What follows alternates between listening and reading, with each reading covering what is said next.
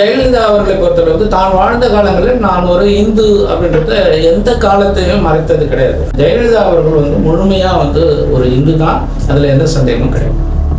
தமிழகத்துல சாராயம் காய்ச்சலும் எதிர்கட்சி காய்ச்சின சாராயத்தை வித்து காசாக்குற ஆளுங்கட்சி அப்படின்னு தன்னுடைய நோக்கத்தை நிலைநிறுத்தி தான் தேர்தலில் வெற்றி பெறணும், தான் ஓட்டு வாங்கி ஜெயிக்கணும் அப்படின்ற ஒற்றை நிலைப்பாட்டில் தான் இந்து தலைவியாக இருந்த ஜெயலலிதா அவர்களை மறந்து விட்டார். இனி நம்ம எவன் கேள்வி கேட்க முடியும் அப்படின்ற மனநிலையில் இவர்கள் பொய் பேசி திரிகிறார்கள். அந்த தைரியம் தில்லு தெம்பு இவர்களுக்கு இல்லாததோடைய வெளிப்பாடு தான் ஜெயலலிதா அவர்கள் இந்து இல்லை அப்படின்ற பேசுகிற அதிமுகவினுடைய குரல். தமிழகத்தில் இருக்கிற பெரும்பாலான அரசியல்வாதிகள், தற்கால அரசியல்வாதிகள் ஓட்டு பொறுக்கி மனநிலையிலேயே செயல்படுவதோட பின்வினையாக தான் இதை நான் பார்க்குறேன். ஆர்எஸ்எஸோட நோக்கமே இந்துக்களுடைய வளர்ச்சி அப்படின்றத அடிப்படையாக கொண்டது. அதனால இந்தியாவில் வாழ்கின்ற ஒவ்வொரு இந்துக்களும் ஆர்எஸ்எஸ் தொடர்புடையவர்கள் தான். அதில் ஜெயலலிதா அவர்கள் விதிவிலக்கா என்ன? தமிழகத்தை பொறுத்தளவுக்கு பெரிய தலைவர், பெண்களை பொறுத்தளவுக்கு மிகப்பெரிய தலைவர் அப்படின்ற அளவில் அவர் தன்னை முன்னிலைப்படுத்த அவர் எடுத்த ஆயுதம் மோடியா லேடியா அப்படின்றது. அதில் கண்டிப்பாக ஜெயலலிதா அவர்கள் வெற்றி பெற்றார். ராமர் கோவில் கட்டின உடனே முதல் ஆளாக கொண்டு போய் கண்டிப்பாக வணக்கம் செலுத்திட்டு தன்னுடைய தான் ஒரு இந்து அப்படின்றத வெட்ட வெளிச்சம் போட்டு காமிக்க இருப்பார் நம்மளுடைய ஜெயலலிதா அவர்கள். ஆர்எஸ்எஸ் ஆதரிக்கின்ற நேரடியாக பாரதிய ஜனதா சொல்லியிருக்கு, நாங்கள் இந்துத்துவவாதி தான், இந்துக்களை தான் முன்னெடுத்தோம், இந்தியா அப்படின்றது இந்துக்களுடைய தேசம் அப்படின்ற வகையில் அவர்கள் தன்னுடைய நோக்கத்தை செயலை பெரிய அளவில் வெட்ட வெளிச்சம் போட்டு சொல்லியே அவங்க வாக்கு சேகரிக்கிறாங்க. மற்றவங்க சொல்றது இல்லை, அவ்வளோதான்.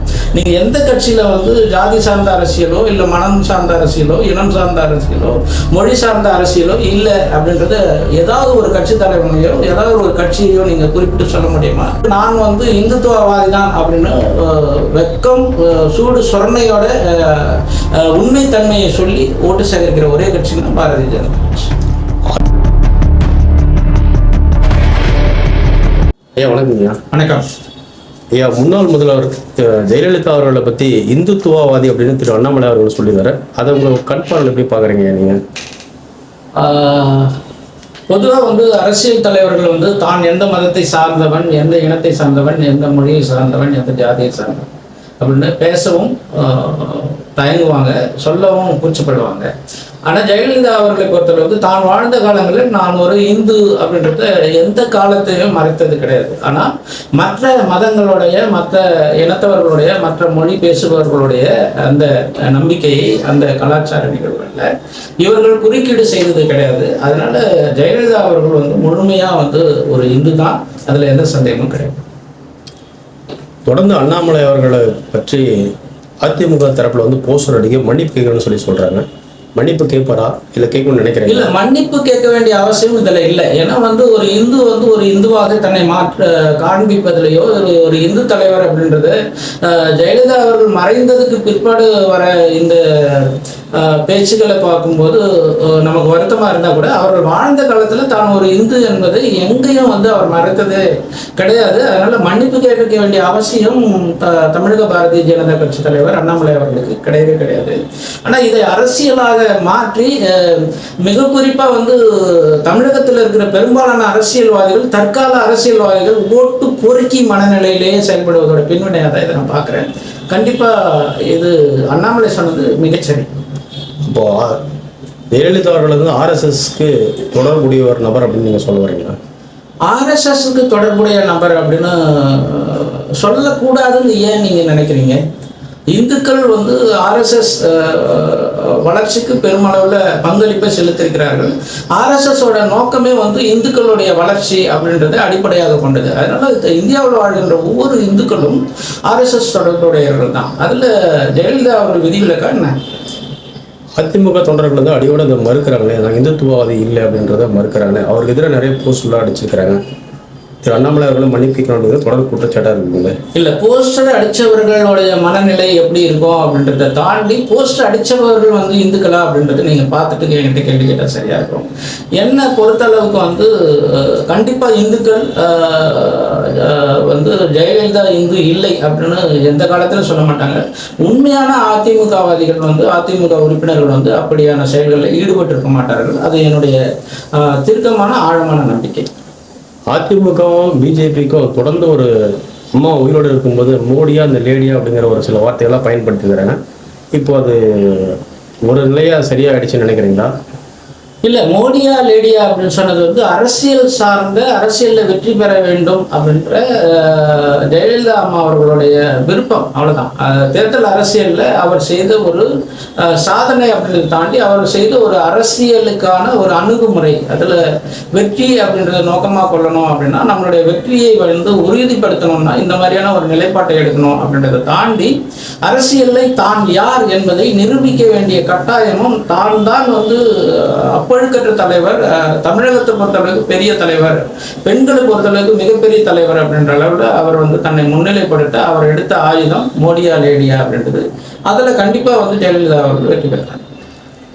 ஒருவேளை இப்போ நம்ம முன்னாள் முதல்வர் ஜெயலலிதா அம்மா உயிரோடு இருந்தால் அண்ணாமலையோட பேச்சுக்கு எப்படி அவங்களோட பதில் இருந்திருக்கும்? இந்த கேள்வியே எழுந்திருக்காது. ஏன்னா வந்து ராமர் கோவில் கட்டின உடனே முதல் ஆளாக கொண்டு போய் வந்து கண்டிப்பாக வணக்கம் செலுத்திட்டு தன்னுடைய தான் ஒரு இந்து அப்படின்றத வெட்ட வெளிச்சம் போட்டு காமிப்பார் இருப்பார் நம்மளுடைய ஜெயலலிதா அவர்கள். அதனால இந்த கேள்வியை எழுந்திருக்கிறாரு.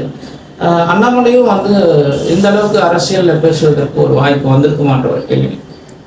மதம் சார்ந்த அரசியலை பிஜேபி கையில் எடுத்துக்கிறதா எல்லா தரப்புலையும் ஒரு சொல்லப்படுது. அப்போது அதிமுக மதம் சார்ந்த அரசியலா அப்படித்தானே கருதுவாங்க மக்கள்? அதிமுக திமுக அப்படின்னா நம்ம பார்க்கக்கூடாது. பெரும்பாலான அரசியல்வாதிகள், பெரும்பாலான இருக்கின்ற அத்தனை அரசியல் கட்சிகளுமே வந்து மதம் சார்ந்த, மொழி சார்ந்த, இனம் சார்ந்த அரசியல் தான் நடத்துகிறாங்க.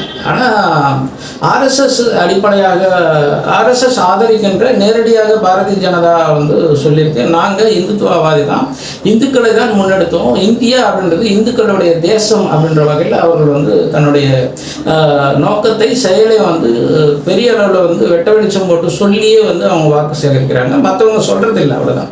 நீங்கள் எந்த கட்சியில் வந்து ஜாதி சார்ந்த அரசியலோ இல்லை மனம் சார்ந்த அரசியலோ இனம் சார்ந்த அரசியலோ மொழி சார்ந்த அரசியலோ இல்லை அப்படின்றத ஏதாவது ஒரு கட்சி தலைவனையோ ஏதாவது ஒரு கட்சியையோ நீங்கள் குறிப்பிட்டு சொல்ல முடியுமா? முடியாது. காரணம் என்னன்னா, தேர்தல் சமயத்தில் எந்த ஜாதிக்காரன் எந்த தொகுதியில் அதிகமாக இருக்கிறான், எந்த தொகுதியில் வந்து அவன் வந்து நிற்க வச்சா ஓட்டு வாங்க முடியும், அங்கே எந்த ஜாதி அதிகமாக இருக்குது, எந்த மொழி பேசுபவர்கள் அதிகமாக இருக்கிறாங்க, அந்த கிறிஸ்தவன் அதிகமாக இருக்கிறானா, முகமதியன் அதிகமாக இருக்கிறானா, இந்துக்கள் அதிகமாக இருக்கிறாங்களா, வன்னியர்கள் அதிகமாக இருக்கிறார்களா என்ற மாதிரியான போக்கி பார்த்து தான் இவர்கள் வந்து ஆட்களையே வேட்பாளர்களையே நிறுத்துகிறாங்க. அப்படி இருக்கும்போது எந்த ஒரு அரசியல் கட்சியுமே வந்து ஜாதி சார்ந்தோ மொழி சார்ந்தோ இனம் சார்ந்தோ அல்லது வந்து மற்ற வகைகளில் பொருளாதாரம் சார்ந்தோ சிந்திக்காமல் தன்னுடைய வேட்பாளர்களை நிறுத்துவதே இல்லை. அதில் வந்து முதன்மையாக வந்து நான் வந்து இந்துத்துவவாதி தான் அப்படின்னு வெக்கம் சூடு சொரணையோட உண்மைத்தன்மையை சொல்லி ஓட்டு சேகரிக்கிற ஒரே கட்சின்னா பாரதிய ஜனதா கட்சி. அதிமுகவுக்கு தான் ஒரு இந்துத்துவவாதின்னு சொல்லி ஓட்டு கேட்கறது தைரியம் இல்லைன்னு சொல்கிறீங்களா? கண்டிப்பாக அவர்களுடைய தைரியம் இன்மையோட வெளிப்பாடாக தான் வந்து அதிமுக வந்து தன்னுடைய தலைவியை இந்து அப்படின்ற அந்த தலைவியையே வந்து அவர்களுடைய முகத்தையே அவர்களுடைய மரியாதையே வந்து அவருடைய நோக்கத்தையே வந்து சீர்குலைக்கும் விதமாக தற்கால தலைவர்கள் பேசுவதை நம்ம பார்க்குறோம். அவர்களுடைய நோக்கம் அப்படின்றது தன்னுடைய தான் வளர்ந்த கட்சி, தன்னை வளர்த்த தலைவியுடைய புகழை மறைத்தாலும் பரவாயில்ல, தன்னுடைய நோக்கத்தை நிலைநிறுத்தி தான் தேர்தலில் வெற்றி பெறணும், தான் ஓட்டு வாங்கி ஜெயிக்கணும் அப்படின்ற ஒற்றை நிலைப்பாட்டில் தான் இந்து தலைவியாக இருந்த ஜெயலலிதா அவர்களை மறந்து விட்டார். இனி நம்ம எவன் கேள்வி கேட்க முடியும் அப்படின்ற மனநிலையில் வந்து இவர்கள் பொய் பேசி திரிகிறார்கள். அந்த தைரியம் தில்லு தெம்பு வந்து இவர்களுக்கு இல்லாததோடைய வெளிப்பாடு தான் ஜெயலலிதா அவர்கள் இந்து இல்லை அப்படின்ற பேசுகிற அதிமுகவினுடைய குரல். திரு அண்ணாமலை அவர்கள் தான் இப்போ தற்போதைய பிரதான எதிர்கட்சி தலைவராக மக்கள் பார்வையில் இருக்கிறதா ஒரு தோரணை இருக்குது, அது உண்மையா? கண்டிப்பாக எனக்கு தெரிஞ்ச வகையில் வந்து தமிழகத்தில் எதிர்கட்சிகளே இல்லை அப்படின்ற ஒரு நிலை இருந்தது போய் இப்போ சமீபத்தில் நடந்த தேர்தலில் கூட வந்து அதிமுக தனித்து நின்றதே வந்து திமுக வெற்றி பெறணும் அப்படின்ற ஒற்றை நோக்கத்தில் தான். மிக குறிப்பாக வந்து காமராஜர் ஐயா அவர்கள் சொன்னது போல் வந்து தமிழகத்தில் இருக்கிற கட்சிகள் ஒரே குட்டையில் ஒரே மட்டைகள் அப்படின்னு சொல்லியிருக்காரு. அதை நிரூபிக்கும் விதமாக தான் வந்து திமுக வெற்றி பெறணும் அப்படின்ற ஒற்றை நோக்கத்தில் அதிமுக தனித்து நின்றது. அதுலேருந்தே நீங்கள் தெரிஞ்சுக்கலாம், அதிமுக திமுக வேறு யாருமே கிடையாது. தமிழகத்தில் சாராயங்காய்ச்சலும் எதிர்கட்சி, காய்ச்சின சாராயத்தை விற்று காசாக்குற ஆளுங்கட்சி அப்படின்ற வகையில் தான் வந்து மக்கள் பேசுறதை நீங்கள் பார்க்குறோம். அதுதான் உண்மை அப்படின்றத நிரூபிக்க வளமாக தான் இந்த தேர்தலில் அவர்கள் அதிமுகவும் தனிச்சு நின்னது. இதை நீங்கள் பார்த்துக்கலாம். எதிர்கட்சி அப்படின்றது அதிமுக திமுகவை தாண்டிய ஒரு கட்சி அப்படின்னா பாரதிய ஜனதா கட்சி தான். வளர்ந்து வரும் கட்சியாக இருக்கின்ற பாரதிய ஜனதா கட்சி, அது தலைவராக இருக்கிற அண்ணாமலை அவர்கள் தான் இப்போதைக்கு எதிர்கட்சி கொண்டு செயல்படுகிறார். பிரதான எதிர்கட்சியாக இருக்கக்கூடிய அதிமுக அண்ணாமலையை பார்த்து பயப்படுதுன்னு சொல்றீங்களா? வெளிப்படையா பயப்படுது அப்படின்னு சொல்ல மாட்டேன். தேர்தல் அரசியலில் எப்படியாவது நமக்கு ஒரு இடம் வேண்டும் அப்படின்ற வகையில் வந்து இப்போ 2024 நடைபெறுகின்ற இந்த தேர்தல் முடிவுகள் வந்து கண்டிப்பாக 4ஆம் தேதிக்கு அப்புறம் வெளில போவது பாரதிய ஜனதா கட்சி அப்படின்ற மாற்றுக்கிறதுக்கு இடம் இல்லை. அப்போது வந்து எனக்கு ஒரு இடம் வேண்டும் அப்படின்னு சொன்னால் அவர்கள் பதங்கக்கூடிய ஒரு இடமாக இருக்கக்கூடியது பாரதிய ஜனதா கட்சி தான். ஏன்னா இவங்க காங்கிரஸோடைய வந்து போய் சேர்ந்து கொள்ள முடியாது. அந்த வகையில் வந்து தனக்கான சட்ட பிரச்சனைகளோ இல்லை தான் அடித்து வைத்திருக்கிற சொத்துக்களை சேர்த்து வைப்பதற்கோ இல்லை அதை பாதுகாப்பதற்கான ஒரு பதுங்குக்குழிய தேவை இருக்குது. அந்த பதுங்குக்குழியாக அந்த காப்பாற்றுகின்ற ஒரு பிதாமகனாக வந்து பாரதிய ஜனதாவை வந்து அஇஅதிமுக பயன்படுத்தும். அதுக்கான ஒரு வேலை தான் இவங்க அமுக்கி வாசிக்கிறது இல்லை வந்து அடக்கி வாசிக்கிறது அப்படின்ட்டு நம்ம பார்க்கலாம். நிச்சயமாக பிஜேபி பார்த்து அதிமுக பயப்படுது உறுதியாக.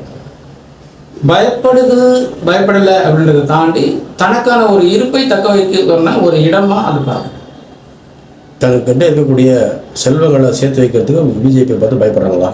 செல்வங்களை சேர்த்து வைக்கிறது, செல்வம் அப்படின்னா அவர்கள் உழைத்து சம்பாதிப்பது தான் செல்வம். திருடி வச்ச சொத்துக்களையும் திருடி வச்ச கொள்ளையடித்த பணத்தையும் பாதுகாப்பதற்கு, சட்ட பிரச்சனைகளிலிருந்து தீர்வு காண்பதற்கும், சட்டத்தை சார்ந்த முன்னெடுப்புகளை எடுப்பதிலிருந்து தப்பித்துக் கொள்வதற்கும் ஒரு பதுங்குக்கூடியா வந்து அதிமுக வந்து பாரதிய ஜனதாவை பயன்படுத்தும்.